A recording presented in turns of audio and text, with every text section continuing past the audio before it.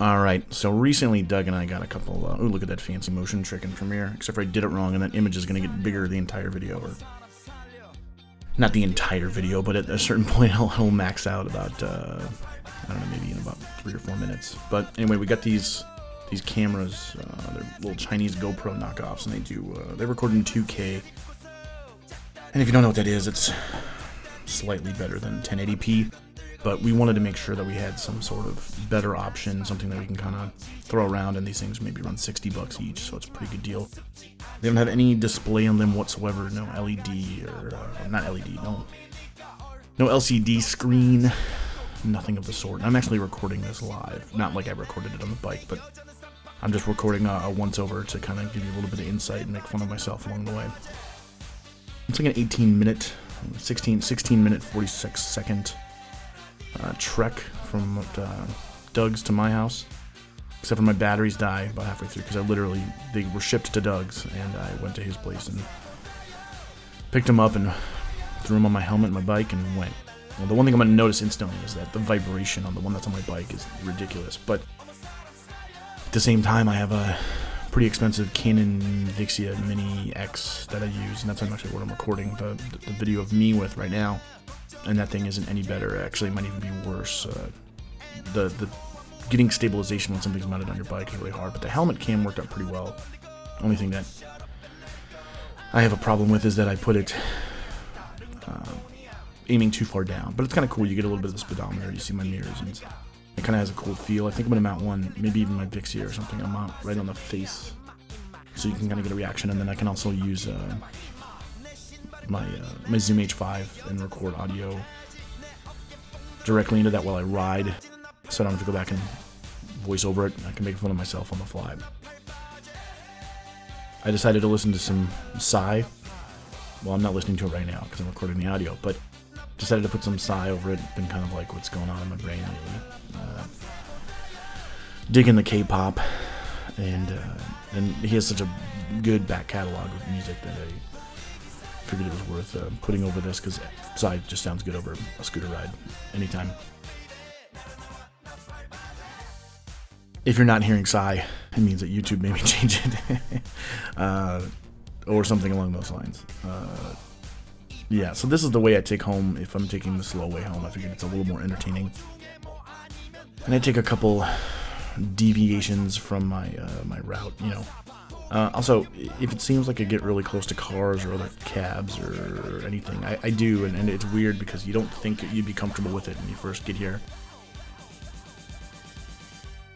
I remember telling Doug I was going to drive very passively and, just kind of treat it like I was a car, and, I don't want to get hurt or anything. And then within minutes of being on your bike, you are being kind of drug along with other motorbike riders into the, between the curb and a car, and then between a couple cars, and then, pretty soon you're in the oncoming traffic lane. And there are no lanes here.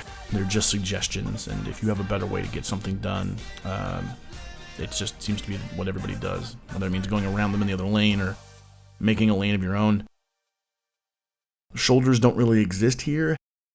I mean, not only are they not very common, but when they do have a shoulder on the road, people usually take advantage of it as another lane. Even on the highway, the express lane or something like that. Yeah, and I'm just kind of going back through a normal neighborhood. There's nothing super crazy about it. But as we get all further along, you see some, a lot more people out.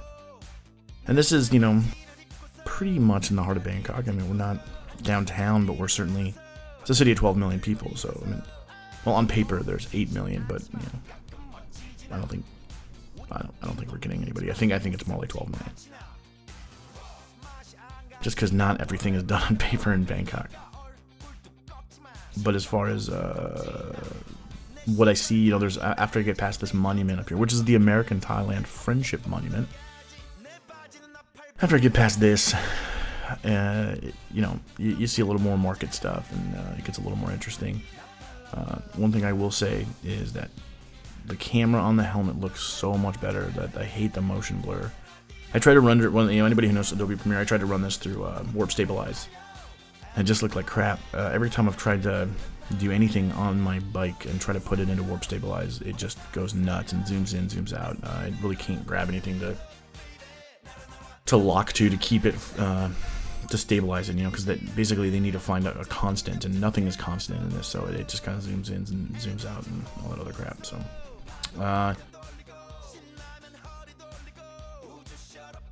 yeah, right now, nothing super exciting. Just driving. I think that one thing too, I mean, I remember the first time I rode my motorbike from my place to Doug's, and we took kind of this way, not quite, but almost. And we got there, he's like, "You alright?" I'm like, "Yeah." And I just had this like gigantic grin on my face. You know, you don't, it's like 50% fear because it's such a chaotic city, and then 50% like accomplishment because you just feel like, oh man, I did it. And then in addition to that, that fear dissipates so quickly. You realize that you have so much more control than you think you did from the outside, and have a really nimble bike. It's not as nimble as like some of the Thai guys have, but compared to like an American motorcycle or something like that, you need that really nimble and ability to kind of juke around stuff. So I like that quite a bit. And now actually I think we haven't gone past any of those markets yet. I think we have to take a right here and then another, and then we take a left shortly after, and then I think we're in that market area.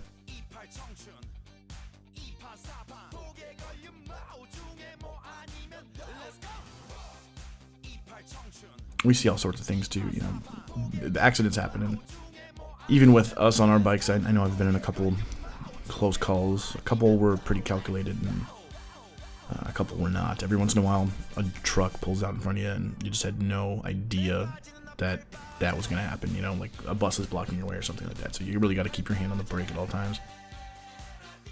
The good news is these things break pretty easily, so you know, you can almost stop before you think about it.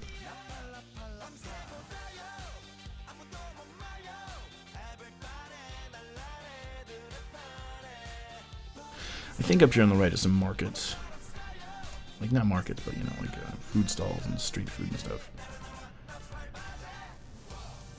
But at the same time, you kind of lose, when you're watching on camera, you sort of forget where you are, because I'm not keeping 100% track of it. Some of these places, yeah, this is what I was talking about. Some of these places get so busy during the day that it's hard to even get through this. Some of the streets are almost full of people, and every cab is backed up, and it gets pretty congested. Also, I really didn't do anything special this video. It's just really what came out of the camera and thrown in a window, and my memory card is now full on the camera 3, so I'm not gonna fuck around with that one anymore. So you lost me. You lost camera 3. No more Sam Dean. Just audio. Now this one will probably go too, right? No more audio. Fuck everybody.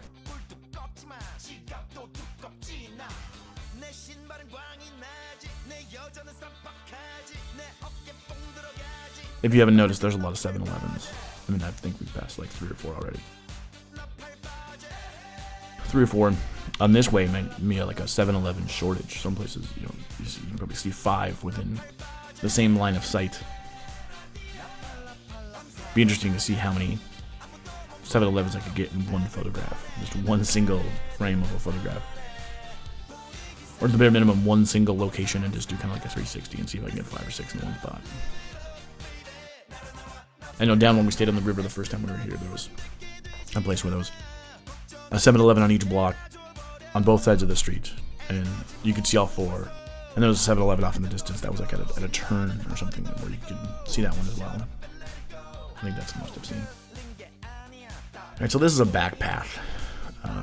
You get to this thing up here, there's like a wedding area, and you'll see it's just a big banner, and there's like kind of like a little open area. Normally the way on the left is not gated, but at night I think they gate it. Also, I'm going to stop here and hang out while some lady's hanging up her chonies, because my contacts are dry as fuck right now. Basically, if you start going above 40 kilometers an hour, you lose all moisture in your eyes. And I didn't want to put down my visor, at least not right here. I think I do in a little bit, but I didn't want to put down my visor because it is dirty, and it sucks to see, and it gets pretty dark up here. So, but on the left you see a little fence, you see the vase, I don't know what it is. It's some wedding hall, I don't know. It's not really a wedding hall, it's just like an awning. weddings. On a side note, there's goats back here too. Just like 4 goats hang out in this yard that's coming up on the left, but you won't see them because it's dark and they're probably sleeping because they're, you know, goats.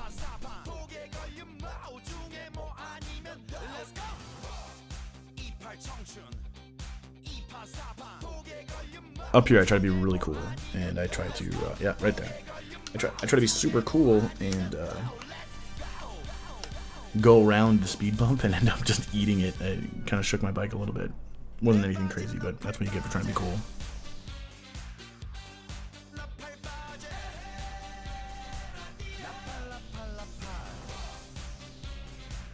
Also, speed bumps are everywhere. Anywhere, anytime you get off of anything. I don't know, it's just like speed bumps are everywhere, and it's hard to explain. But I mean, I'm going over tons as we're going through this, you know. There's a couple speed bumps in my neighborhood. There's anytime you're not on a main road where you're expected to be going above 50 or 60 kilometers an hour. It is just non-stop chaos. It sucks. Speed bump chaos. Also U-turns. You can't go in a straight line anywhere unless all of your turns happen to be left turns. You know, if you have to take a right turn, it's pretty much a U-turn and then a left turn.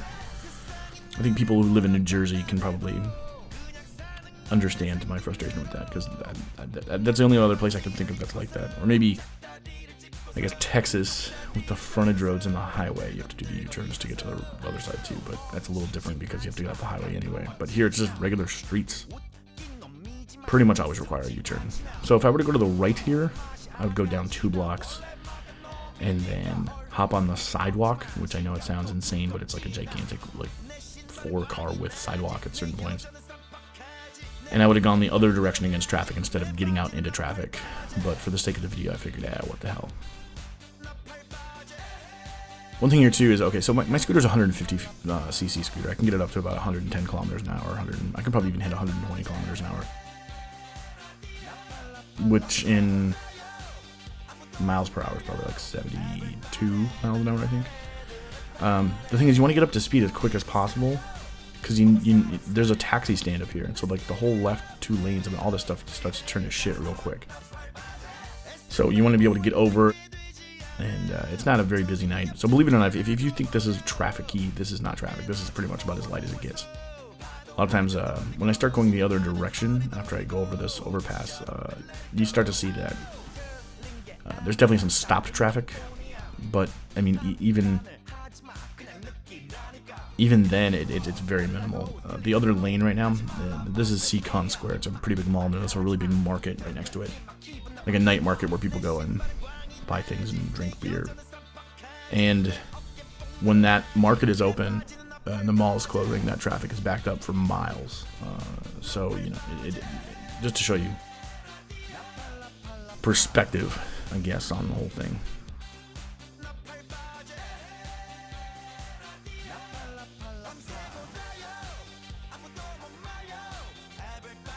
This is just a little overpass to go into the mall. Technically goes into their parking lot, but then I can loop around and get back on the road.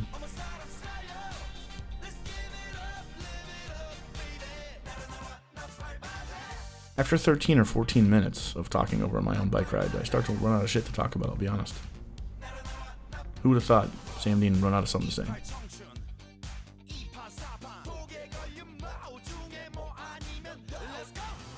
That place said chic, my style. There's just certain words that just end up everywhere. Chic is one of them. I can think of like 3 or 4 places that have chic in the name. One of the bars we go to is called Be Chic. One of the furniture places is called Chic Republic. Yeah, it's weird. Also, another one is Story. Doug does a really good version of how that would be said by a Thai. But coffee shop we go to is Clear Story, and I mean, half the coffee shop here I probably have Story in the name. Actually, that's not true, because half the coffee shops here are Starbucks. The half of the other half. So on the left there's a motorcycle parking lot, and so you take a left right here. If you were going to be going there, it's always a pain in the ass. That's like one of my least favorite places to park my motorbike. I don't really like going there on my motorbike. The mall that I pass... Oh yeah, by the way, there's a lot of malls in Bangkok, so just yeah, they're everywhere. But so this is a big one. And then after this mall, there's another mall that I never go to. And then after that one, there's a mall I go to probably most often because that's where like our main grocery store is and stuff. But that one I like because there's actually like a real city street behind it, and there's always parking for motorbikes back there. And just run in and out. Don't have to dick around with the garage or any of that stuff. I park in front of a dog grooming place and look at puppies every time I go there.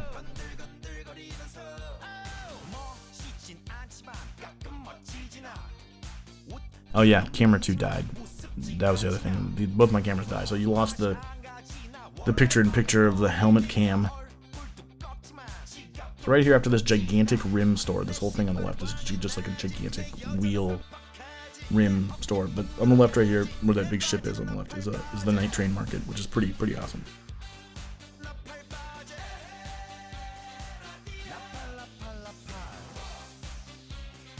And I think we're about the end of it. By the way, haha, that mall right there has 5 underneath it. 5 is pronounced ha. So haha 55. That's kind of like their LOL here. If you're gonna text somebody 555, it means ha ha ha. This is Paradise Park, the mall I was talking about. The video's almost over. Pretty good mall. This traffic is kind of what I was talking about earlier, where you kind of just have to zip through the cars and you get used to it. Every once in a while, cars are a little too close. I've certainly dinged a couple mirrors with my mirrors. But you know, that's the price you pay. Not a big deal. Well, thanks for watching. Really don't have a whole lot else to say.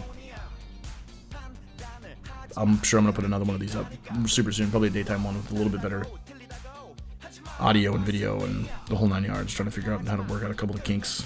Alright, take care. 내 여자는 쌈박하지 내 어깨 뽕 들어가지 내 바지는 나팔바지